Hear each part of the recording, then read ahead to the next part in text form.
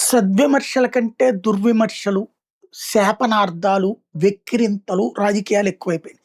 ఇదివరకు ఒక రాజకీయ నిర్ణయం తీసుకున్న అంశం మీదన చర్చల సందర్భంగా వెటకారాలుండేయి.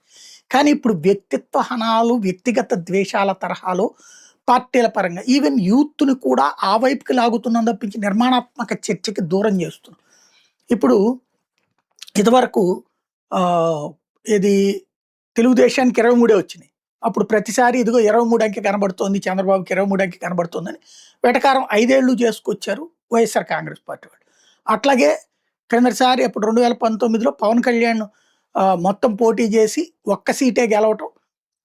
అది కూడా తను 2 చోట్ల ఓడిపోవడం. దాన్ని పదే పదే వెక్కిరించేవాళ్ళు వైఎస్ఆర్ కాంగ్రెస్ పార్టీ వాళ్ళు.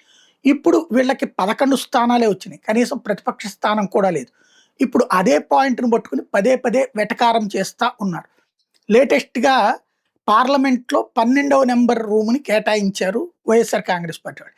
కాదు వాళ్ళకసలు 11 కేటాయించారు. అది చూడగానే ఉలిక్కి పడ్డటువంటి వైఎస్ఆర్ కాంగ్రెస్ పార్టీ ఎంపీలెళ్లి స్పీకర్‌ని బతిమిలాడితే ఆ తర్వాత 12 కేటాయించారంటూ తెలుగుదేశం పార్టీ అనుకూల media, Telugu Desam party social media focus చేస్తే అది పచ్చి అబద్ధం. మాకు ముందు కేటాయించింది 12 తప్పుడు ప్రచారాన్ని ఒక ఎకోసిస్టమ్ ద్వారా వ్యాప్తి చేస్తున్నారన్నది వైసీపీ చెప్పే మాట.